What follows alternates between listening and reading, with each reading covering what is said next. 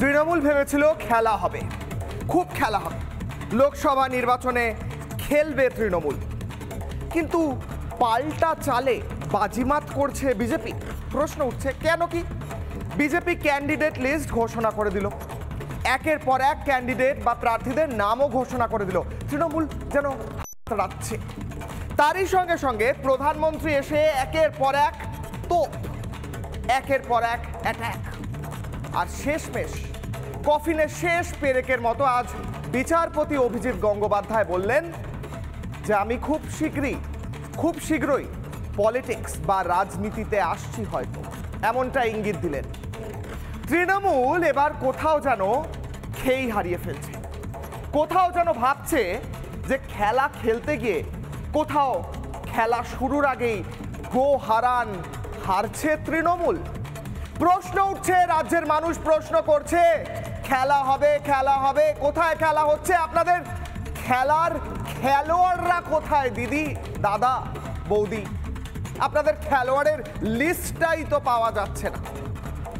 Candidate ঘোষণা করে master stroke ঘোষণা করলো বিজেপি। অন্যদিকে বিচারপতি অভিজিৎ গঙ্গোপাধ্যায়ের আজকের ঘোষণার পর কি ব্যাকফুটে তৃণমূল, এই সমস্ত নিয়ে একটি প্রতিবেদন এবং তারপর আসছি বিতর্কে। আমি বিচারপতির পদ থেকে মঙ্গলবার পদত্যাগ করব। আগামীকাল বিচারপতি হিসেবে আমার শেষ দিন। অভিজিৎ বাবু পদত্যাগ গৃহীত হবে কিনা, অভিজিৎ বাবু পদত্যাগ করলে রাজনীতির মঞ্চে যাবেন না সামাজিক সংগঠনে থাকবেন না বই লেখার কাজ করবেন বা অরাজনৈতিক গণ আন্দোলন গড়ে তুলবেন বাংলাকে বাঁচানোর জন্য, সেটা তার সিদ্ধান্ত। লোকসভা ভোটের আবহে কার্যত বোমা ফাটালেন বিচারপতি অভিজিৎ গঙ্গোপাধ্যায়। রবিবার দুপুরে আচমকা ঘোষণা করলেন ইস্তফার। আগামীকালই বিচারপতি হিসাবে শেষ দিন অভিজিৎ গঙ্গোপাধ্যায়ের। এজলাস ছেড়ে এবার কি নামবেন রাজনীতির ময়দানে? রাজ্যের চাকরি দুর্নীতির খবর আসতেই শুরু হয় আইনি লড়াই। মামলা যায় কলকাতা হাইকোর্টের বিচারপতি গঙ্গোপাধ্যায়ের এজলাসে। রাজ্যের বিরুদ্ধে যত নির্দেশ দিতে থাকেন বিচারপতি, ততই শাসকের তরফে পাল্টা ধেয়ে আসতে থাকে আক্রমণ। তবে শত আক্রমণেও দমেন মানুষের বিচারপতি। এতদিন চাকরি চোরদের বিরুদ্ধে যে লড়াই করেছেন আদালতে, এবার কি সেই লড়াই হবে ভোট বাক্সে? আমাদের দল বারবার করে বলেছেন যে বিচারপতির ওই আসন উনি যেটা অলঙ্কিত করছেন, কিন্তু যে কমেন্টসগুলো করছেন সেগুলো বিচারপতি হয়ে করা উচিত নয়। এবার যদি উনি কোনো রাজনৈতিক দলে যান তাহলে সেটা রাজনৈতিক লড়াই হবে এবং সেটার জন্য তৃণমূল কংগ্রেস প্রস্তুত আছে। ছুটির দুপুরে বড় চমক দিয়েছেন বিচারপতি গঙ্গোপাধ্যায়। 2024-এ আর কি বড় চমক অপেক্ষা করছে? 22টি আসনে বিজেপি নতুন কি চমক দেবে? খেলতে নামার আগেই হার তৃণমূলের। রিপাবলিক বাংলা।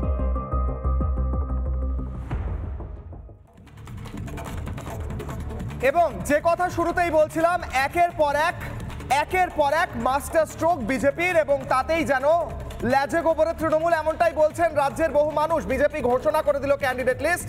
কে কে থাকছেন ক্যান্ডিডেট লিস্টে? প্রথমে কোচবিহারের নিশীথ প্রামাণিক রয়েছেন মনোজ তিগ্গা আলিপুরদুয়ার থেকে সুকান্ত মজুমদারের নাম ঘোষণা হয়েছে। প্রায় 19টি সিটের কথা ঘোষণা করেছে বিজেপি। খগেন মুর্মু থাকছেন, আর খানিক্ষণ বাদে জবাব চায় বাংলাতেও থাকবেন খগেন মুর্মু। শ্রীমতী শ্রীরূপা মিত্র চৌধুরী, ডক্টর নির্মল কুমার সাহা থেকে গৌরীশঙ্কর ঘোষ, জগন্নাথ সরকার, শান্তনু ঠাকুর, একের পর এক নাম ঘোষণা করছে বিজেপির ক্যান্ডিডেট লিস্ট মাস্টার স্ট্রোক। অন্যদিকে প্রধানমন্ত্রী এসে সরাসরি অ্যাটাক, কোনো রকম কথা ঘুরিয়ে কিছু না, সরাসরি অ্যাটাক করছেন, সরাসরি আক্রমণ করছেন, দুর্নীতির কথা বলছেন তৃণমূলের একের পর এক দুর্নীতির কথা। আর এবার বিচারপতি অভিজিৎ গঙ্গোপাধ্যায়ও নাকি এই দুর্নীতির বিরুদ্ধে লড়তে নামছেন রাজনীতিতে। অর্থাৎ কোথাও যেন সব মিলিয়ে দেখা যাচ্ছে যে দল বলে বারবার খেলা হবে, তাদের বিরুদ্ধেই কি খেলা খেলে ফেলছে বিজেপি, এমনটাই প্রশ্ন করছে রাজ্যের মানুষ। আরও একবার আপনাদের জানিয়ে রাখি যে লিস্ট দেখাচ্ছি সৌমেন্দু অধিকারী থেকে শুরু করে প্রিয়া সাহা থেকে শুরু করে প্রত্যেকের কথা, যাদের লিস্ট ঘোষণা করেছে বিজেপি ইতিমধ্যেই, তাদের কথা আমরা জানাচ্ছিলাম। এই লিস্ট ঘোষণার পরেই রাজ্যের বহু মানুষ এবং যারা রাজনীতি নিয়ে চর্চা করেন তারা বলছেন যে এটা নাকি একটা মাস্টার স্ট্রোক হয়েছে। আমার সঙ্গে এই মুহূর্তে রয়েছেন আজকে জবাব চায় বাংলার এই বিশেষ আলোচনায়, বিশেষ পর্বে রয়েছেন রাজর্ষি লাহিড়ী, রয়েছেন বিজেপি মুখপাত্র মণিশঙ্কর চ্যাটার্জি, রয়েছেন আইনজীবী অরিত্র দত্ত বণিক, অভিনেতা অরুণিমা পাল, চাকরিপ্রার্থী থাকছেন ফিরদৌস শামীম, আইনজীবী নির্মাল্য মুখার্জি, সাংবাদিক। এরা প্রত্যেকে আমার সঙ্গে রয়েছেন আজকের এই আলোচনা এবং জবাব চায় বাংলার এই বিশেষ অনুষ্ঠান শুরু করব সরাসরি রাজর্ষিকে দিয়ে।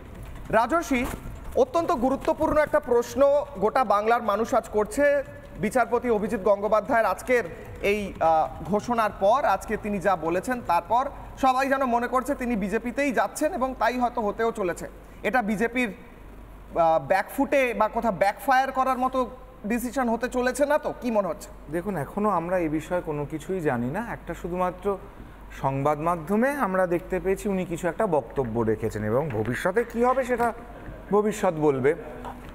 এটা এখনই তো আমরা কোনো কিছু বলতে পারবো না এবং উনিও কোনো কিছু কথা বলেননি, তো আমাদের কারোর পক্ষে এটা ঠিক আছে। উনি বিজেপি জয়েন করলেন না, উনি যে কোনো একটা দলে জয়েন করলেন। কি মনে হচ্ছে যে সেই দলে জয়েন করার ফলে তৃণমূলের কি এই মুহূর্তে যতটা তাদের রাজনৈতিক মাইলেজ রয়েছে সেখানে ধাক্কা খাবে? দেখুন, উনি যেখানেই জয়েন করুন সেটা ওনার ব্যক্তিগত ব্যাপার থাকবে। যে রাজনৈতিক দলেতেই উনি যদি আদৌ ওনার জয়েন করার ব্যাপার থাকে, আমি সেটা আমরা কেউই, উনি তো কোনো বলেননি যে উনি রাজনীতিতে জয়েন করতে চলেছেন বা কোনো কিছু। তো যে দলে জয়েন করবেন এবং তারপরে সেখানে উনি যদি, অবশ্যই উনি একটা বিরাট বড় কাজ করেছেন যে হাজার হাজার ছেলে মেয়ে যেগুলো রাস্তায় বসে আছে শীতের অন্ধকারে, বর্ষার মধ্যে, গরমে, তা সত্ত্বেও তাদের যে একটা আশার আলো দেখাতে পেরেছে, চাকরির বলুন, তাদের নিজের অধিকারের বলুন, যে লড়াইটাতে উনি পাশে দাঁড়িয়েছেন, এটাকে তো অবশ্যই গোটা পশ্চিমবঙ্গের প্রত্যেকটা মানুষ প্রণাম করবে। উনি দুর্নীতির বিরুদ্ধে যেভাবে বিউগল বাজিয়ে দিয়েছেন একখানা, এই বিউগল পশ্চিমবঙ্গের মানুষ অপেক্ষা এটা তো দেখেনি মানে বহুদিন। মানে এটা আমরা লাস্ট বোধহয় মানে আমরা দেখিনি, কারণ আমাদের জীবদ্দশায় মানে আমাদের জন্মের আগে সেটা হয়েছে, ইন্দিরা গান্ধীকে যখন কোর্ট ডেকে পাঠিয়েছিল। এটা আমরা পড়েছি, এটা আমরা শুনেছি বড়দের কাছে। ইন্দিরা গান্ধীর নির্বাচনের সময় যখন ইন্দিরা গান্ধীকে ডেকে পাঠানো হলো, তারপরে আমরা দেখছি যে এইভাবে একটা দুর্নীতি যেভাবে খোলা হচ্ছে। বুঝলাম, আসবো রাজর্ষি, আসবো মণিশঙ্কর বাবু। কোথাও যেন মনে হচ্ছে না যে আপনারা আপনাদের দলের বিরুদ্ধে যে এই এখন পর্যন্ত আমরা দেখছিলাম যে তৃণমূল যথেষ্ট আত্মবিশ্বাসী ছিল, যথেষ্ট প্রত্যেকটা জায়গায় সিট পাওয়ার ক্ষেত্র থেকে শুরু করে প্রত্যেকটা সিটই পাবে তৃণমূল, কোথাও কোনো বিরোধী নেই। কিন্তু কোথাও যেন এই গত কয়েকদিন ধরে বিজেপি যেভাবে ক্যান্ডিডেট লিস্ট ঘোষণা করলো সেটা তো বটেই, প্রধানমন্ত্রী আসা তো বটেই, আজকে অভিজিৎ গঙ্গোপাধ্যায় যা ডিসিশন নিলেন, যা বললেন যে আমি এবার ইস্তফা দিচ্ছি, এটা কি মনে হচ্ছে তৃণমূলের নেতাদের ক্ষেত্রে যারা দুর্নীতি করেছে তারা খানিকটা রিলিফ পেতে চলেছে, নাকি আপনাদের জন্য পলিটিক্যালি রাজনৈতিকভাবে একটা বড় সড়ো চ্যালেঞ্জ হতে চলেছে? না, দেখুন, আমি এখানে তৃণমূলের যে দলের কথা বললাম, আমি তৃণমূলের দলের হয়ে নয়, আমি তৃণমূলকে সাপোর্ট করি। আমি আমার একটা প্রফেশন আছে, আমি হাইকোর্টে প্র্যাকটিস করি।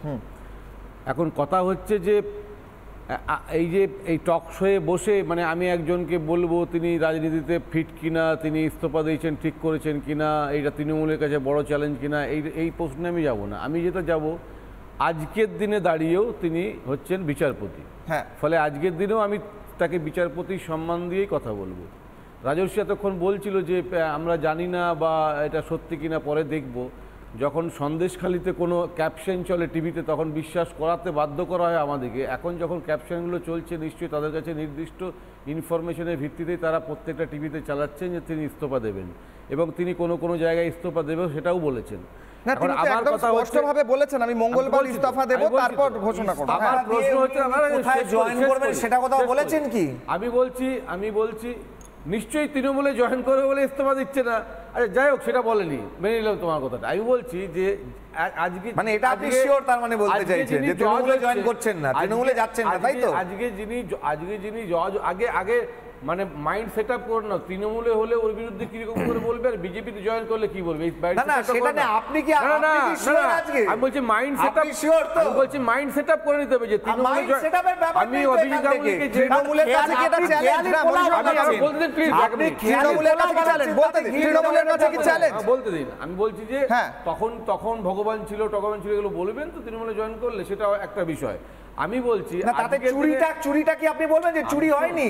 চাকরিগুলো টাকাগুলো চুরি হয়নি সেটা আপনি বলবেন, তখন আপনারা বলবেন অরণ্যদেব গাঙ্গুলি কথাগুলো ফেরত নেবেন তো?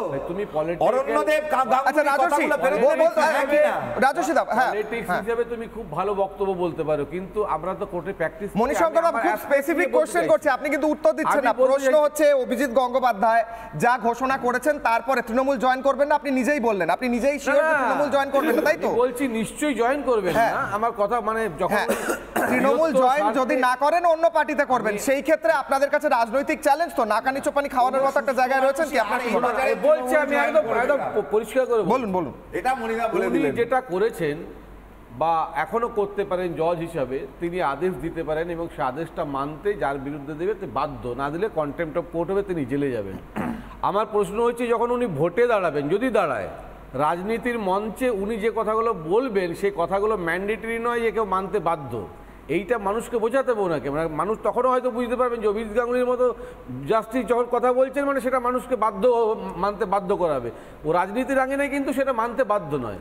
আমার কথা হচ্ছে আজকের দিনে দাঁড়িয়ে এখনো পর্যন্ত ইস্তফাটা দেয়নি, সেখানে দাঁড়িয়ে উনি যেসব বক্তব্যগুলো বলছে এইগুলো ভারতবর্ষে বা পশ্চিমবঙ্গে নতুন করে দেখেছি। আপনি বলেছেন যে বলবেন যে অভিজিৎ গাঙ্গুলি আসার পরে কী দেখলাম, উনি চুরির কথা বললেন। আমরা দেখলাম যে একজন জজ, তিনি একজন সিনিয়র জজকে ইমপিচমেন্ট করার একটা অবজারভেশন দেয় একটা অর্ডারের মধ্যে। আমরা দেখলাম যে একজন জাস্টিস, তিনি একটা মিডিয়াতে এসে তিনি কথা বলেন। আমরা দেখলাম যে একজন জাস্টিস যাদের মামলা তিনি করেন তাদেরকে বাড়িতে দেখে তাদের সঙ্গে কথা বলছেন।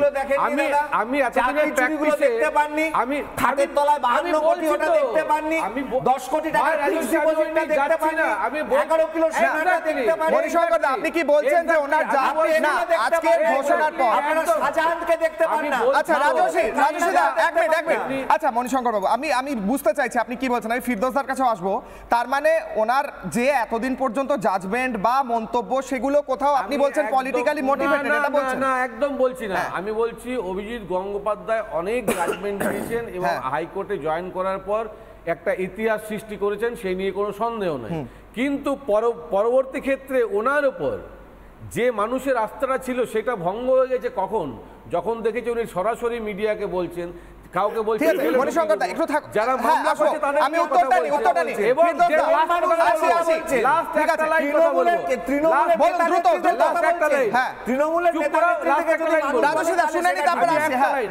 লাস্ট একটা লাইন, যিনি জাস্টিস আজকে অন্য একটা পলিটিক্যাল পার্টিতে জয়েন করবার কথা বলছেন, তিনি নিশ্চয়ই আজকেই সিদ্ধান্তটা নেয়নি, তার মানে অনেকদিন আগের থেকেই নিয়েছিল। তার মানে একটা পলিটিক্যাল মাইন্ড সেট আপনি এতদিন জাজশিপ করছিলেন।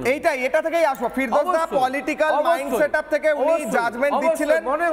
বিচারপতি অভিজিৎ গঙ্গোপাধ্যায় তিনি কোথাও যেন যখন বিচার করছিলেন কোথাও যেন তার মাথার পেছনে পলিটিক্স ঘুরছিল, কি বলবেন? যদি পলিটিক্স বলি যে দুটো কথা মণিশঙ্কর বাবু ভুল বললেন। এক, যে উনি এই চাকরি প্রার্থীদের বাড়িতে ডেকেছিলেন। আমি চাকরি প্রার্থীদের আইনজীবী হিসাবে তুমি বলো আমার কোন মক্কেলকে উনি বাড়িতে ডেকেছিলেন, তুমি বলতে পারবে? বলো, তুমি বলো একটা নির্দিষ্ট কোন সেই বসে তার মামলা আছে, তুমি জানলে কি করে? ভাই টিভিতে তো দেখি, তো এটাই হচ্ছে তোমাদের সমস্যা। তোমাদের সে কি মামলাকারী? ফুটেজটা দেখাও, সে কি মামলাকারী? তুমি একজন আইনজীবী হিসাবে আরে ভাই সে তো আন্দোলন করছে, তারা আরে ভাই আন্দোলন করে সে মামলাকারী হবে? আন্দোলনকারী মানে সে মামলাকারী কে বলো কি করে? তুমি সেতাবুদ্দিনকে দেখেছো তার বাড়িতে, লক্ষ্মীডুঙ্গাকে দেখেছো তার বাড়িতে, 50 জনে গেছে, 50 নন্দীকে দেখেছো তার বাড়িতে, 50 জনের নাম বলো যারা বাড়িতে গেছে, একজনও যায়নি, আমি দায়িত্ব দিয়ে বলছি। আচ্ছা ফিরদৌসদা, মণিশঙ্কর দা একটু থাকো। অভিনেতা দেবদূত ঘোষ আমাদের সঙ্গে টেলিফোন লাইনে রয়েছেন। অভিনেতা দেবদূত ঘোষ, আপনাকে স্বাগত রিপাবলিক বাংলা। ছোট্ট করে 30 সেকেন্ডের মধ্যে বলুন যে যদি বিচারপতি অভিজিৎ গঙ্গোপাধ্যায় যা বলেছেন তিনি রাজনীতিতে যদি জয়েন করেন আপনার কি মনে হয় আমূল পরিবর্তন আসবে পলিটিক্সের পশ্চিমবঙ্গে, কি বলবেন? মানে সম্পূর্ণ পরিবর্তন তো সম্ভব নয়, সেটা তো মানুষ করেন, মানুষের বোধ থেকে করেন, এবং মানুষ যখন বোঝেন যে অন্যায়ের সীমা পেরিয়ে যাচ্ছে তখন মানুষই সিদ্ধান্ত নেন। কিন্তু অভিজিৎ বাবু যে সিদ্ধান্ত নিয়েছেন সেই সিদ্ধান্তকে আমি স্বাগত জানাই, কারণ আমি ওনাকে ব্যক্তিগতভাবে অত্যন্ত শ্রদ্ধা করি এবং প্রত্যেক মানুষেরই স্বাধীন অধিকার রয়েছে যদি তারা রাজনীতিতে যোগদান করতে চান। অনেক ধন্যবাদ দেবদূত বাবু। আমরা এই আলোচনার ইনফ্যাক্ট আমরা যেদিকে আলোচনাটা করছি একদিকে যেন মনে হচ্ছে তৃণমূলের তরফ থেকে বা তৃণমূলের সমর্থক বলছেন যে এতদিন ধরে যে জাজমেন্টগুলো হয়েছে, আমি আসবো, হ্যাঁ আমি আসবো, এতদিন ধরে যে জাজমেন্টগুলো হয়েছে কোথাও যেন সেগুলো রাজনৈতিকভাবে মোটিভেটেড ছিল, মোটিভেটেড তাই তো? একটু বলতে দাও আসলে ফ্যাক্ট না জেনে অনেকে অনেক কথা বলেন, সেটা বুদ্ধিনের র্যাঙ্ক ওইসব বলে হবে না। যারা যারা বেনিফিশিয়ারি তারা হয়ে কথা বলবে, যারা বেনিফিশিয়ারি তারা তার হয়ে কথা বলবে, এটা নয়। যারা বেনিফিশিয়ারি তার হয়ে কথা বলবে, আমরা জানি। ভাই তুমি বেনিফিশিয়ারি তুমি কথা বলবে, তুমি তো বেনিফিশিয়ারি হয়ে করতে, তুমি তো কথা বলবে, তুমি বেনিফিশিয়ারি বলে বলছো কথাটা। যারা বেনিফিশিয়ারি তারা বলবে। আচ্ছা আসি ফিরদৌস দা, আসি রাজশীলা, আসি এক মিনিট, মণিশঙ্কর বাবু এক মিনিট, হোল্ড বিচারপতি অভিজিৎ গঙ্গোপাধ্যায় এক মিনিট, হোল্ড থামাতেই হচ্ছে, একটু এক মিনিট, হোল্ড ফিরদৌস দা, আসি অডিও নামাতে হবে। মণিশঙ্কর দা এক মিনিট, ফিরদৌস দা এক মিনিট, আসি মণিশঙ্কর দা এক মিনিট, মণিশঙ্কর বাবু এক মিনিট, অডিও নামাতে হবে, অডিও ডাউন এক মিনিট। আমি শুনবো বিচারপতি অভিজিৎ গঙ্গোপাধ্যায়, তিনি এর আগেও দুর্নীতি নিয়ে বারবার বার্তা দিয়েছেন, সেই বাইট শুনবো, তারপর আলোচনায় ফিরবো। অত্যন্ত গুরুত্বপূর্ণ বাইট, শুনুন। যতদিন আমি জজ হিসেবে কাজ করব, আর যখন জজ হিসেবে কাজ করব না, তখন যখন বাইরে থাকবো অন্য কিছু হিসেবে কাজ করব, আমি যে কোনো দুর্নীতির বিরুদ্ধে সরব হব। ধৈর্য ধরে বসে থাকুন, এমনকি আপনাদের সে বসে থাকার দিন নয়তো আপনাদের মৃত্যুদিন অবধি হতে পারে। নির্মাল্য বাবু, কোথাও যেন এই ন্যারেটিভ, আপনার কি মনে হয় আজকের সময় দাঁড়িয়ে যদি একজন বিচারপতি, আমার কাছে একটা লিস্ট আছে, আমি রিসার্চ করেই বসেছি, যারা এর আগে বিচারপতি ছিলেন এবং তারপর পলিটিশিয়ান হয়েছেন, আপনার কাছেও থাকবে, হাসনান মাসুদি থেকে, তিনি জম্মু কাশ্মীরের হাইকোর্টে বিচারপতি ছিলেন, তিনি এনসির পরে লোকসভা ক্যান্ডিডেট হন, এম থিপসে থেকে, বিজয় বহুগুণা থেকে, এম রামা জয়েস থেকে, রাজিন্দর সাচার থেকে, এরা প্রত্যেকে, পুরো ডিটেলসটা আছে, অনেক সময় চলে যাবে, কিন্তু এরা প্রত্যেকে বিচারপতি ছিলেন, পরে পলিটিক্সে এসেছেন, কখনো রাজ্যসভায় গেছেন, আমাকে সিজিআই, হ্যাঁ একদমই তাই। তো আপনার কি মনে হয় আজকে যদি বিচারপতি অভিজিৎ গঙ্গোপাধ্যায় আসেন রাজনীতিতে, ওনার কি এর আগের যত বিচার উনি দিয়েছেন বা মন্তব্য করেছেন সব ইনভ্যালিডেট হয়ে যাবে, অথবা আপনার কি মনে হয় আমূল পরিবর্তন হবে পশ্চিমবঙ্গের রাজনীতিতে?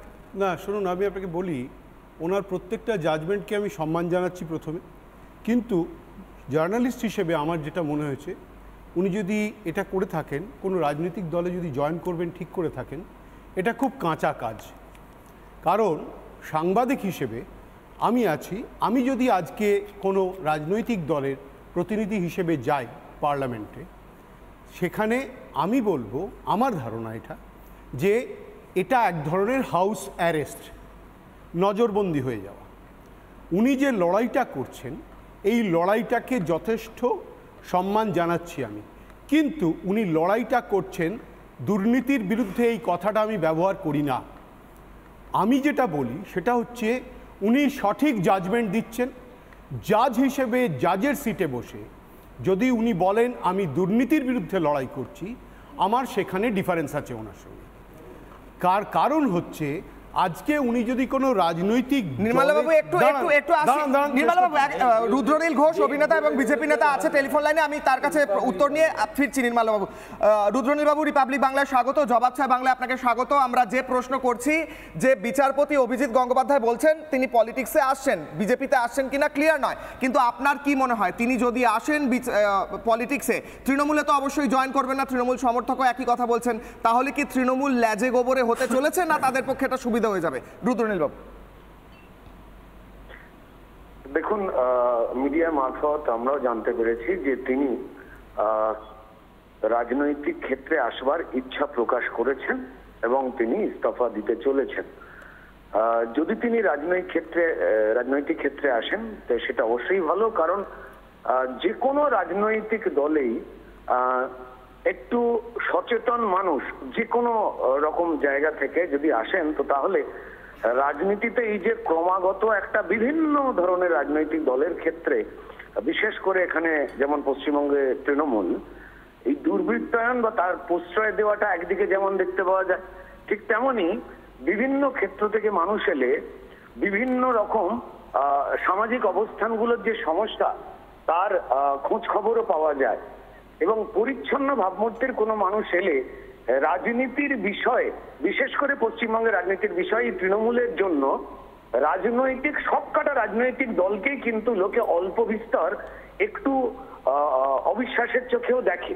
মানে এই ধারণাটা তৈরি করেছে ক্রমাগত তৃণমূল। ঠিক আছে, খুব দুর্ভাগ্যজনক, কারণ রাজনৈতিক ক্ষেত্রে ক্রমাগত যদি কেউ অবক্ষয়ের দিকে যায় তবে তার আঁচ কিন্তু একটু সন্দেহের চোখে যারা নিরপেক্ষ সাধারণ মানুষ রয়েছে তাদের উপরেও কিন্তু একটু পড়ে বই কি। তো যাই হোক, এই ধরনের মানুষ অবশ্যই ওয়েলকাম যে কোনো ধরনের রাজনৈতিক ক্ষেত্রে। এইটা বলি, অবশ্যই তিনি যদি ভারতীয় জনতা পার্টিতে যদি আসেন সেটা অবশ্যই আনন্দের ব্যাপার। এইটুকুই। অনেক ধন্যবাদ রুদ্রনীল বাবু। আপনি বললেন যেটা বলছিলেন রুদ্রনীল বাবু, নির্মলদা আবারও ফিরছি আলোচনায়, খুব স্পষ্টভাবে বললেন ভারতীয় জনতা পার্টিতে এলে স্বাগত জানাবেন। না, আমার প্রশ্নটা আমি সে কথা বলছি না, আমি দুটো কথা বলছি। আমার প্রথমেই বললাম আমি, যদি উনি দেখুন সেপারেশন অফ পাওয়ার্স প্রিন্সিপালে ধৈর্য ধরে শুনুন কথাটা, কারণ উনি সিটিং জাজ। আজকে যদি আমি ভুল করে বলে ফেলি কিছু, তার মানে আমার এগেনস্টে কোনো কন্টেম্পট হয়ে যেতে পারে। সুতরাং আমাকে খুব কশাসলি বলতে হবে, তাড়াহুড়ো করলে হবে না। আমার প্রশ্নটা একটা জায়গাতেই, আজকে ধরুন আমি একটা বেসিক জায়গা তুলছি। উনি যদি দুর্নীতির বিরুদ্ধে লড়াই করেন, লড়াইটা তো সবার। উনি এতদিন ধরে জাজ, ওনাকে আমরা যেমন ফলো করেছি বহু আদার চ্যানেলস ফলো করেছে, কিন্তু আজকে উনি পার্টিকুলারলি একটি মিডিয়া চ্যানেলকে ডেকে সবটা বললেন। এটাকে আপনি জাস্টিস মনে করেন? As a journalist I don't approve of it. ওনার যদি ফাইটটাই ছিল, উনি যখন রিজাইন করছেন সবাইকে ডেকে প্রেস কনফারেন্স করে বলতে পারতেন, সেটা কেন করছেন না? আমার জায়গাগুলো এইখানে। প্রশ্নটা হচ্ছে ওনার প্রত্যেকটা জাজমেন্টকে আমি কোথাও কাউন্টার করছি না, সে সক্ষমতাও আমার নেই, সেটা উনি করতেই পারেন। কিন্তু যে কোনো কারণে আমার মনে হচ্ছে কোথাও উনি একটা ব্যালেন্স যেটা দরকার সেই ব্যালেন্সটার নেই। কিভাবে নেই? আজকে উনি পলিটিক্যাল পার্টিতে যেতেই পারেন, ওটা ওনার ইন্ডিভিজুয়াল ডিসিশন, যা খুশি করতে পারেন। কিন্তু এই যে বক্সে কোয়েশ্চেনটা উঠে যাচ্ছে, the cat is out of the bag. A person যাকে আমি রেসপেক্ট করি তাকে যদি কোনো একটা দল বলে cat is out of the bag, I will have to challenge that. এইটা কোনোভাবেই সম্ভব নয় আমার পক্ষে মেনে নেওয়া, কারণ I respect him, I respect his judgment. আজকে ঠিক একই রকম ভাবে নির্মল মুখার্জি যদি কোনো বিজেপি কিংবা টিএমসির হয়ে দাঁড়ায়, বুঝলাম। এই বিষয়ে কল্যাণ বন্দ্যোপাধ্যায় কি বলছেন শুনবো, তারপর আসবো। আমার সঙ্গে অরুণিমা রয়েছেন, অরিত্র রয়েছেন, যাবো। প্রথমে কল্যাণ ব্যানার্জি কি বলছেন শুনবো। এটা আমি অভিজিৎ গঙ্গোপাধ্যায় কোর্টের মধ্যে দাঁড়িয়ে বলেছেন তুমি তো আগামী দিনে রাজনীতি করবে। উনি বিচারটাই করেছেন রাজনৈতিকভাবে পক্ষপাতদুষ্ট হয়ে। উনি হচ্ছেন পশ্চিমবাংলার সবচেয়ে বড় দালাল। উনি বাংলা কেন সারা ভারতবর্ষের বিচার ব্যবস্থার একটা কলঙ্ক হয়ে দাঁড়িয়েছে। এই নরেন্দ্র মোদীর সরকার, নরেন্দ্র মোদী ভারতবর্ষের বিচার ব্যবস্থাকে নষ্ট করে দিয়েছে। প্রাইমারি স্কুলের টিচারের লোকেরা স্লোগান তুলেছিল, হয়েছিলে ভগবান, হয়ে গেছে শয়তান। বিচার ব্যবস্থার প্রতি অগাধ শ্রদ্ধা ভক্তি, এই সমস্ত বিচারপতিদের জন্য সেই শ্রদ্ধা ভক্তি নষ্ট হয়ে যাচ্ছে।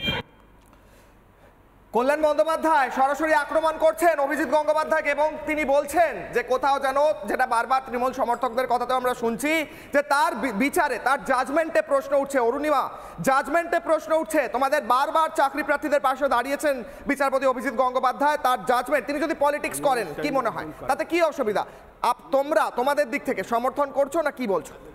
প্রথমেই বলি, এখানে অরিত্র আছেন, উনি সিনেমা জগতের, উনি এগুলো ভিজুয়ালাইজ করতে পারবেন। আমরা একটা পুকুরে যদি বিষক্রিয়া হয় তাতে মাছ খাবি খেতে দেখেছেন, এবং তারা কিভাবে ধীরে ধীরে মৃত্যুর কোলে ঢলে পড়ে।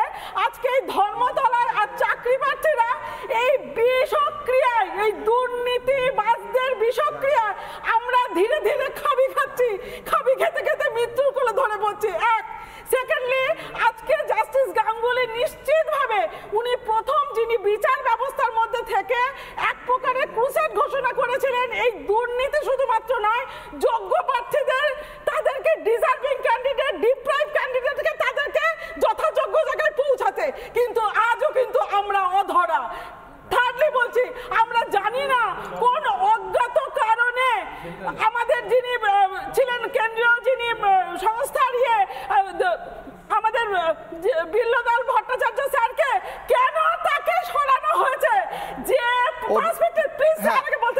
যে পার্সপেক্টিভে যতটা গতি পাওয়ার উচিত ছিল সেই গতি আজও কেন মন্থর জানি না। অভিজিৎ গঙ্গোপাধ্যায় বলছে তিনি লড়বেন, তিনি বলছেন তিনি রাজনীতিতে এসেও লড়বেন।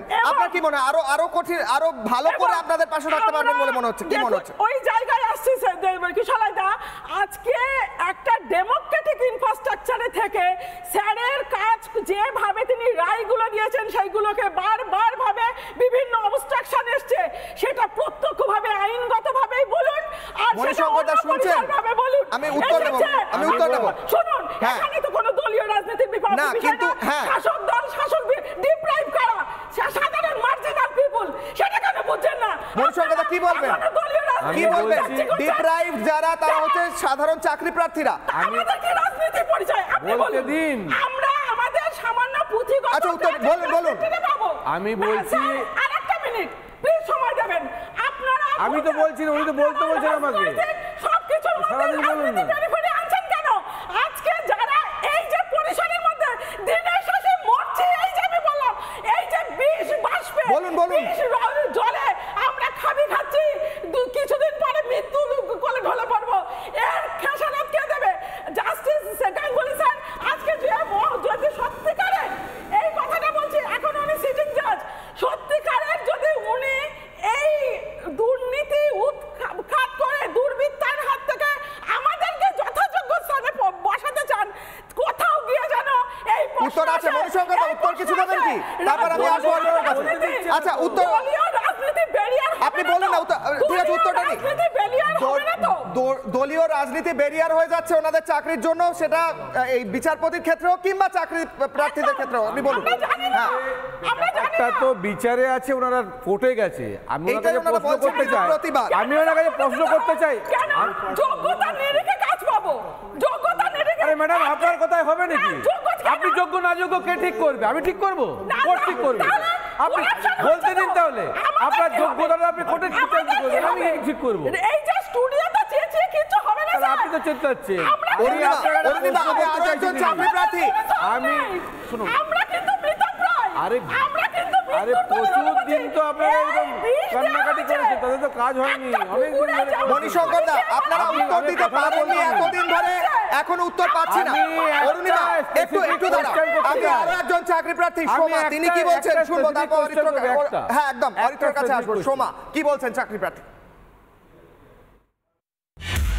বিচারপতির পদ থেকে ইস্তফা দিয়ে, বিচার ব্যবস্থা থেকে ইস্তফা দিয়ে তিনি রাজনীতিতে যোগদান করছেন, এটা আমি বলবো ওনার হয়তো কোনো সুদূর প্রসারী পরিকল্পনা, সেটা দুর্নীতিকে মূল থেকে উপড়ে ফেলার কথা একমাত্র তিনি বলেছিলেন। তিনি হয়তো এটা ভেবেছেন যে এটা বিচার ব্যবস্থা থেকে তিনি যেটা করতে পারেননি, বিভিন্নভাবে সমস্যার সম্মুখীন হয়েছেন, সেটা সেই সমস্যার সম্মুখীন হয়তো রাজনীতির কারণে, বেশিরভাগ ক্ষেত্রে আমরা দেখেছি যে রাজনীতিক কারণেই সমস্যার সম্মুখীন হয়েছেন, তাই তিনি রাজনীতির মাধ্যমে আসতে চেয়ে সেই সমস্যার মূলটাকেই মানে উপড়ে ফেলতে চাইছেন, যেখানে কাদায় নেমে কাদাটাকে ঘোচাবার চেষ্টা করতে চাইছেন। আমাদের রাজনীতি যে একটা নোংরা খেলায় পরিণত হয়েছে, সেটাকে সেই কলঙ্ক মোচনের চেষ্টা করব উনার কাছ থেকে। আমরা অন্তত উনাকে দেখে এইটুকুই আশা করব। অরিত্র কোথাও মনে হয় যে জিজ্ঞেস করুন? আচ্ছা বলুন, আমি 10 সেকেন্ড। এই যে বিচারপতি অভিজিৎ গঙ্গোপাধ্যায় চলে যাওয়ার পরে বাকি যারা আছে তাদের প্রতি কি আপনাদের ভরসা আছে, নাকি উনি চলে গেলেন বলে আপনাদের পুরো ভরসাটাই চলে গেল? শুনুন স্যার, এখন ভরসা অভরসা আমরা কোনো জায়গায় না। সুনীল গঙ্গোপাধ্যায়ের একটা লাইনে কবিতা, কেউ কথা রাখেনি, কেউ কথা রাখছে না কেন? আমাদের কি দোষ? আমি তো বলছি যে এখন পরের যারা বিচারপতি আছে তাদের উপর ভরসা আছে আপনাদের। আজকে জাস্টিস গাঙ্গুলি যে রায়গুলো দিচ্ছে সেটা নিয়ে বলছেন যে এটা কন্ট্রাডিক্টরি, সেটা বলছেন পক্ষপাতদুষ্ট। তাহলে উনি যদি রাজনীতি পেরিফেরিতে এসে কোন রাজনৈতিক দল বা তিনি যে রাজনৈতিক দলে যাবে সেখানে কি বাধা থাকবে না তো? উনি যে পার্সপেক্টিভে বলছেন বৃহৎ পরিসরে আসবে, সেই বৃহৎ পরিসরে সেই পরিষেবা কি আমরা পাবো? বুঝলাম অরুণিমা, বুঝলাম, একদম valid question, valid question. Republic Bangla শুরুর দিন থেকে আপনাদের পাশে দাঁড়িয়েছে, ভ্যালিড কোশ্চেন। অরিত্র কোথাও তৃণমূল কংগ্রেসের তরফ থেকে বলছে তার মানে এতদিন ধরে যা জাজমেন্ট দিয়েছেন, এতদিনের বিচার পুরোটাই পলিটিক্যালি মোটিভেটেড। অপরদিকে চাকরি প্রার্থীরা বলছেন সরাসরি শুনছো। এরপর আরো কোথাও আশাহত হতে হবে না তো, নাকি এবার সত্যি মনে হচ্ছে যে কোথাও পলিটিক্সে পরিবর্তন ঘটতে চলেছে কারণ বিচারপতি অভিজিৎ গঙ্গোপাধ্যায় আসছে? দেখুন, জুডিশিয়াল সায়েন্সে এটা একটা বিরাট গবেষণার বিষয় যে বিচার আসলেই নিরপেক্ষ হয় কিনা, কারণ যারা বিচারপতি হন, আইনজীবী হন, তারা তো একটা সমাজের অংশ, ফলে সমাজের একটা প্রতিফলন তাদের চিন্তাভাবনা, সেই মানে প্রিজুডিসেসগুলো তাদের মধ্যে থাকেই। ফলে একেবারে এটা তো কেউ রোবট নয় বা মেশিন নয় যে একদম মানে আউট অফ নো হোয়ার এসে একটা জাজমেন্ট দেবো। এটা নিয়ে নানা রকমের গবেষণা আছে। যাই হোক, তবে আমার যেটা মনে হলো এই এন্টায়ার জিনিসটা থেকে আমি দুটো জিনিস বলতে পারি। যে বিচারপতি হিসেবে একজন মানুষ, একটা ওয়ার্ড আপনাকে বলি, সেটা হচ্ছে জুরিসডিকশন।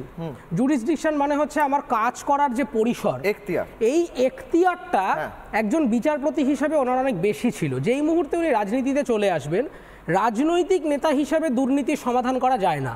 দুর্নীতির সমাধান করতে গেলে আপনাকে বিচার ব্যবস্থা অথবা এক্সিকিউটিভ, এই দুটো রোলের মধ্যে থাকতে হতো। অভিজিৎ বাবু যে বয়সে এবং কেরিয়ারের যে পয়েন্টে রাজনীতিতে যোগদান করছেন, তাতে বৃহত্তর ভারতবর্ষের বা বৃহত্তর বাংলার রাজনৈতিক দুর্নীতির উনি কোনো সমাধান করতে পারবেন না।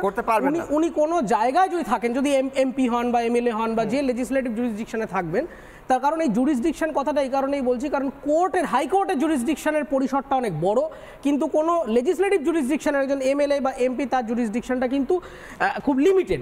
এবং পলিসি মেকিং, উনি যদি এমপি হন বা এমএলএ হন, তাহলে হ্যাঁ পলিসি মেকিংয়ে ওনার নির্দিষ্ট একটা পয়েন্ট থাকতে পারে, কিন্তু ওনার যে বৃহত্তর ইন্টারপ্রিটেশনের যে বৃহৎ পরিধিটা ছিল, সেইটা কিন্তু রাজনীতিতে এলে ক্ষমতার যে রেশিও, লেজিসলেটিভ, এক্সিকিউটিভ, জুডিশিয়ারি, তার তুল্যমূল্য বিচারে একজন বিচারপতি রাজনীতিতে এলে তার কাজ করবার যে পরিধি, সেটা আসলে দ্রুত একটা উত্তর চাইবো। এতদিন ধরে উনি বহু গুরুত্বপূর্ণ জাজমেন্ট দিয়েছেন, বিচার দিয়েছেন। তিনি এসএসসি থেকে শুরু করে বিভিন্ন দুর্নীতিতে সিবিআই তদন্তের জাজমেন্ট দিয়েছেন। এই সমস্ত ক্ষেত্রে 3 জন তৃণমূলের এমএলএ জেলে রয়েছে আজ ওনার জাজমেন্টে, এমনকি মিনিস্টার অবধি। তোমার কি মনে হয় সেগুলো ইনভ্যালিডেট হয়ে গেল? সেগুলো কোথাও পলিটিক্যালি মোটিভেটেড ছিল? না, কখনোই সেটা করা যায় না। কোনো জাজমেন্টকে ইনভ্যালিড ওরকমভাবে আমরা এখানে বসে বলতে পারি না। সেটা করতে গেলে সেই রায়কে চ্যালেঞ্জ করে হায়ার কোর্টে যেতে হবে। এখন ঘটনা হচ্ছে, এই একটা বিষয় ওনার কৃতিত্ব দিতেই হবে, যে দুর্নীতির যে অগ্নিগর্ভটা বাংলায় পরিণত হয়েছিল, যেটা এতদিন চাপা পড়েছিল, অভিজিৎ গঙ্গোপাধ্যায়ের বিচারপতির যে ভূমিকাটা, আজকে এই যে এত আলোচনা, তর্ক বিতর্ক, এই যে একটা পলিটিক্যাল সিনারিও তৈরি হয়েছে, এইখানে ওনার বিচারগুলো অত্যন্ত গুরুত্বপূর্ণ ভূমিকা পালন করেছে। না হলে এই দুর্নীতির পাহাড় আরো কত ফ্ল্যাটে কত টাকা, কত আরো মানুষ ডিপ্রাইভড হতে আমরা হয়তো জানতেই পারতাম না। এই জন্য অন্তত মানে জুডিশিয়াল ইতিহাসে কিন্তু তোমার মনে হচ্ছে যে উনি পলিটিক্সে এলে ওনার হাত কোথাও বাঁধা হবে, তাই তো? এরপর খুব গুরুত্বপূর্ণ বেশ কয়েকটি জায়গা, সেই জায়গাগুলি হলো রাজনৈতিক নেতৃত্ব পশ্চিমবঙ্গে, তারা এই বিষয়ে কি বলছে, তারপর আলোচনায় ফিরবো। রাজনৈতিক নেতৃত্ব কোথাও সন্দেহ নাকি আত্মবিশ্বাসী? বিজেপি কি বলছে, বামেরা কি বলছে, শুনুন। ভবিষ্যতের গর্বে অনেক কিছু লুকিয়ে থাকে, সেই জিনিস আগে জানতে হয় না। অভিজিৎ গঙ্গোপাধ্যায় অবশ্যই বড় নাম, আমি সেটা অস্বীকার করছি না। আরো অনেক বড় নাম লাইনে আছে, আমরা লাইন খুললে পরে হুড়ুর করে ঢুকে যাবে। আমি কি মন্তব্য করব? আমাদের পক্ষে মন্তব্য করা সম্ভব? একজন প্রবীণ বিচক্ষণ মানুষ যে সিদ্ধান্ত নিয়েছেন, তিনি সেই সিদ্ধান্ত কার্যকরী করবেন, এটা আমাদের কিছু বলার নেই। অভিজিৎ গাঙ্গুলী মহাশয়ের সম্পর্কে বাংলার মানুষের যে ধারণা আছে, উনি যদি কোনো একটা নির্দিষ্ট দলেরই পারফরমেন্স করে, সেই যে ওনার প্রতি আস্থা, বিশ্বাস, ভরসা, যে ভালোবাসা তৈরি হয়েছিল, সেটাতে নিশ্চিতভাবে কিছুটা হলেও ধাক্কা খাবে। যে কোনো রাজনৈতিক দলের হয়ে উনি কন্টেস্ট করুক বা যোগদান করুক না কেন। আমি চাইবো হয় তিনি নতুন দল করুন বা আমাদের দলে তিনি আসুন। আমার মনে হয় আমাদের দল নিশ্চয়ই তাকে রাজস্বী, আমি আসবো মণিশঙ্করদার কাছে। রাজস্বী, কনফিডেন্ট লাগছে না কেন? ছোট করে প্রত্যেকের কাছে আসতে হবে। কোথাও যেন আজকের উত্তরগুলো কনফিডেন্সের অভাব পাচ্ছি, কোথাও আত্মবিশ্বাসের অভাব পাচ্ছি। কোনো অভাব নেই। আমার নেতা বিজেপি কি বুঝতে পারছে না যে, নাকি বলতে চাইছে না যে? সুকান্তদা বলেই দিলেন তো, যা বলার সুকান্তদা বলেই দিয়েছেন, আমার নেতা বলে দিয়েছে, এরপরে তো আমার আর কোনো কথা থাকতে পারে। তবে আমি মনিদার একটা কথা আমি বলতে চাই, বিচারপতি যখন বিচার ব্যবস্থায় থাকেন না, তখন সেটা কিন্তু আইনের খাতা দেখে বিচার হয়, আইনের ল পয়েন্টে বিচার হয়। আমার আজকে মনে হলো একটা হুট করে আমি বিচার, এরকম আমার মনে হয় না এরকম ধরনের কোনো রকম বিচারপতি কোনো এরকম ধরনের বিচার দেন। তাই রাজনৈতিক পলিটিক্যাল ফ্রেম অফ মাইন্ড দিয়ে বিচারটা চলছে, এর থেকে বড় হাস্যকর ব্যাপার যে রাজ্যে তাহলে পলিটিক্যাল ফ্রেম অফ মাইন্ড নিয়ে চাকরি চুরি হয়েছে, নেতার খাটের তলায় টাকা, আলপিন থেকে নিয়ে পাহাড় কিছু বাদ যায়নি, গরু সময় কম, দ্রুত মণিশঙ্কর দা উত্তর দিন, তারপর ফিরোজদার কাছে আসবো। বলুন, বলুন। রাজ্যে বলতে থাকুন। এটা কি পলিটিক্যাল ফ্রেম অফ মাইন্ড দিয়ে? এই উত্তর আমি দিতে পারবো না, মানে এটা একদমই নাবালক শিশুর মতো কথা, মানে হয়তো জানেন ওই ব্যাপারটা নিয়ে। আমি একটাই কথা বলবো, কোনটা নাবালকের মতো কথা? চুরি হয়নি, বলছিল না, চুরি হয়নি। প্রথমে বলেছি রাজর্ষি যে অনেক জাজমেন্ট উনি দিয়েছেন, ইতিহাস সৃষ্টি করেছেন, চুরি ফুরি আমি সবই বলেছি। আমি বলছি এই যে বলছো না যে কথাগুলো বলছো যে বিচার যখন করে, বিচারের মধ্য দিয়ে করে, সেগুলো তুমি জানো না কিভাবে বিচারটা হয়, কিভাবে বিচারটা দেয়। কনসেপ্টটা একটা ধারণা, তার মানে আপনি গোটা ভারতবর্ষের বিচার ব্যবস্থাকে একটা ফার্স বলতে চাইছেন, তাই তো? ভারতবর্ষের বিচার ব্যবস্থা হয় নেই কোনো বিচার। আপনি একজন আইনজীবী হয়ে কথাটা অনলাইন বলছেন, তার মানে জাজমেন্টগুলো পড়তে হবে যে কোথায়। আরে গোটা ভারতবর্ষে কি উনি একা যা যাচ্ছেন? ঠিক আছে ফিরদৌস দা, এক মিনিট বিভিন্ন, ঠিক আছে রাজস্বী দা, আপনি সবার নিতে হবে, সবার থেকে রিঅ্যাকশন নিতে হবে। রাজস্বী দা এক মিনিট। হাইকোর্টে যাই তাহলে সুপ্রিম কোর্টে গিয়ে স্টে হয়ে যায় কেন? নিশ্চয়ই কোথাও একটা ঠিক থাকে না, আমি ওটা বলতে না, এটা অদ্ভুত কথা, এটা তো হ্যাঁ একদমই নয়। আচ্ছা উত্তরটা নিন, আইনজীবী থেকে উত্তরটা নিন, তারপর আসি নির্মলা দা। হাইকোর্টের অর্ডার সুপ্রিম কোর্টে গিয়ে স্টে হয়ে গেছে, মানে পলিটিক্যালি মোটিভেটেড। বলুন। আমি বলছি শুধু এই লাইনে যাবে না কিছু নয়, আমি কিন্তু পলিটিক্যালি মোটিভেটেড। আচ্ছা বলুন ফিরদৌস দা, তারপর আবার হ্যাঁ আমি বলছি যে বিচারপতি আর 4 মাস পরে রিটায়ার হতেন অগস্ট মাসে, উনি পাওয়ারটা তো রিটায়ার হয়ে গেলে থাকবে না, তার থেকে রিটায়ারমেন্টের আগে আর একটা পাওয়ারের ব্যবস্থা করার জন্য উনি রাজনীতিতে আসছেন। ফিরদৌস দা বলুন। দেখুন আমি প্রথমেই বলি, আমি এগুলো আচ্ছা ফিরদৌস দা তুমি তো নির্মলার কাছে আসবে, এক মিনিট এক এক করে কথা বলি যে এক এক করে, ঠিক আছে এক এক করে হ্যাঁ বলুন। দেখুন আমি প্রথমেই বলি যে উনি যে সিদ্ধান্ত নিয়েছেন এটা সম্পূর্ণ তার ব্যক্তিগত সিদ্ধান্ত।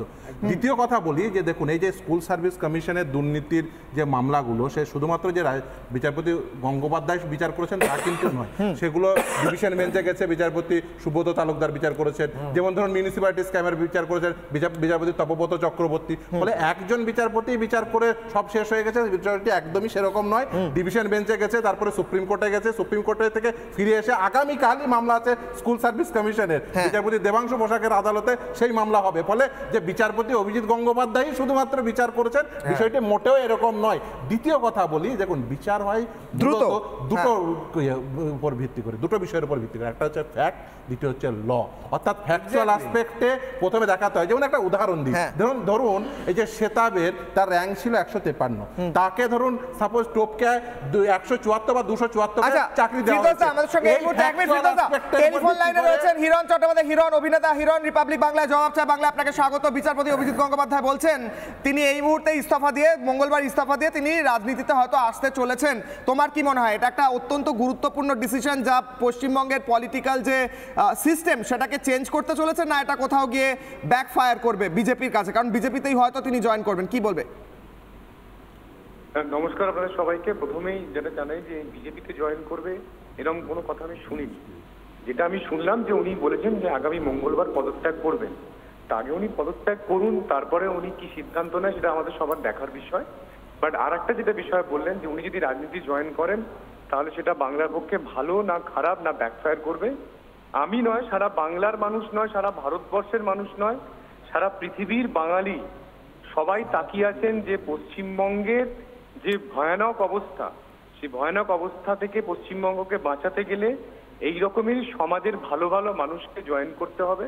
ঠিক সমাজের বিভিন্ন জায়গায় যারা প্রতিষ্ঠিত তারা জয়েন করলে পশ্চিমবঙ্গের এই অপসংস্কৃতি, পশ্চিমবঙ্গের এই যেটা উনি বলেছেন যে মৌর্য সাম্রাজ্য থেকে চৌর্য সাম্রাজ্য হয়ে গেছে, সেটা উদ্ধার হবে। সেটা আমি এটাতে সমর্থন করি।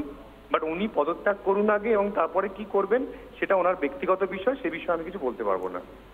অনেক ধন্যবাদ হিরণ। নির্মলদা 30 সেকেন্ড। হিরণ যা বললেন তাতে মনে হচ্ছে যে বিজেপি আশা করছে যে উনি বিজেপিতেই জয়েন করবেন। দেখুন আমি আপনাকে বলছি, ওনার যেটা বলছেন সেটা উনি যে কোনো পার্টিতে জয়েন করতে পারেন, বা যেটা রিউমার খাচ্ছে, মানে আমরা জার্নালিস্টরা যেগুলো শুনছি আর কি, সেগুলো বেসিক্যালি উনি এরপরে হয়তো আইনমন্ত্রী হবেন যদি জেতেন, এবং পরে 2026-এ হয়তো ওনাকে মুখ্যমন্ত্রী ফেস করে এখানে বিজেপি হয়তো নিয়ে আসতে পারে। এরকম অনেক কথাবার্তা চলছে এখন, কিন্তু এগুলো সবই স্পেকুলেশন। কিন্তু একটা জিনিস আমার যেটা মানে আপত্তি রয়েছে, ওনার কিছু স্টেটমেন্ট আছে খুব লোডেড স্টেটমেন্ট, এইগুলো আমি জার্নালিস্ট হিসেবে অ্যাপ্রুভ করি না, এক নম্বর।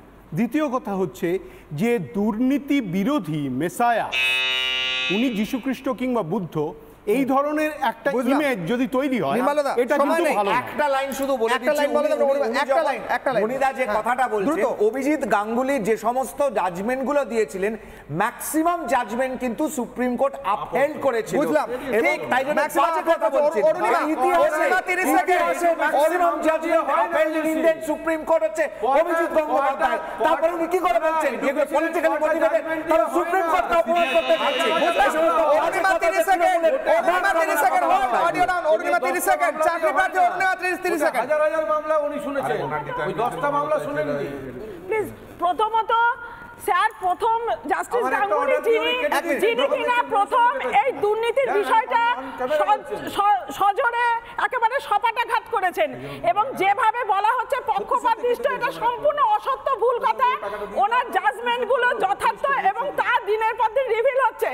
থার্ডলি যেটা বলার, স্যার যেহেতু ভেবেছেন এটা তার ব্যক্তিগত পরিসর থেকে যে বড় জায়গায় এসে উনি তার এই প্রতিবাদটাকে দেবেন, প্রত্যাশা রাখবো উনি যেন সেই কাজটা দক্ষতার সাথে করতে পারেন। আমাকে শেষ করতে হবে, সময় একদম কম। আমি এই মুহূর্তে জানাই যে আমাদের ফেসবুক থেকে শুরু করে এক্স হ্যান্ডেল এবং ইউটিউবের দর্শকরা কি ভাবছেন আমরা জিজ্ঞেস করেছিলাম। এবার চোরদের বিরুদ্ধে ভোট বাক্সে যুদ্ধ বিচারপতি গাঙ্গুলির, তাতে সমর্থন জানাচ্ছেন কিনা? ফেসবুকে হ্যাঁ বলছেন 93%, আমি গ্রাফিক্সে দিতে বলবো। ফেসবুকে হ্যাঁ বলছেন 93%, না বলছেন 7%। ফেসবুক, এরপর টুইটার অর্থাৎ এক্স হ্যান্ডেল হ্যাঁ বলছেন 97%, সমর্থন করছেন অভিজিৎ গঙ্গোপাধ্যায় এই ডিসিশনকে, না বলছেন 3%। ইউটিউবে হ্যাঁ বলছেন 96%, না বলছেন 4%। প্রশ্ন করেছিলাম শুরু থেকেই, গেস্টদের কাছে থেকে শুরু করে প্রত্যেকের কাছে প্রশ্ন করেছিলাম এবং প্রশ্ন থেকে এটাই বেরিয়ে এলো যে অভিজিৎ গঙ্গোপাধ্যায়ের আজকের এই ডিসিশন, তার ফলে বেশ কিছু মানুষ তৃণমূলের তরফ থেকে বারবার বলা হচ্ছে পলিটিক্যালি মোটিভেটেড কিনা ইত্যাদি নানা রকম প্রশ্ন উঠছে। কিন্তু রাজ্যের মানুষ কিন্তু মনে করছেন যে এই ডিসিশনের ফলে, এই সিদ্ধান্তের ফলে বড় সড়ো পরিবর্তন আসতে চলেছে বঙ্গ রাজনীতিতে এবং অভিজিৎ গঙ্গোপাধ্যায়ের যে লড়াই সেটা তিনি লড়ছিলেন নিজের বিচারপতির আসনে বসে, সেই আসনে লড়াই থেকে কোথাও যেন সেই লড়াই যখন রাজনীতির ময়দানে আসছে তখন আমূল পরিবর্তন ঘটবে এবং তৃণমূল কি ল্যাজে গোবরে হবে সেটা কিন্তু সময় বলবে। জবাব চায় বাংলার বিতর্ক পর্ব আজকে এই পর্যন্ত। একটা ছোট্ট বিরতির পর ফিরছি জবাব চায় বাংলা।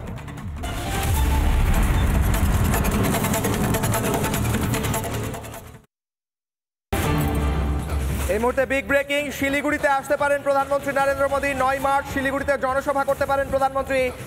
এই মুহূর্তে রাজ্য বিজেপি সূত্রে খবর, শিলিগুড়ি আসতে পারেন মোদী। 9 মার্চ ফের বঙ্গে আসতে পারেন মোদী এবং শিলিগুড়িতে সভা করতে পারেন নরেন্দ্র মোদী। এই মুহূর্তে বিগ ব্রেকিং।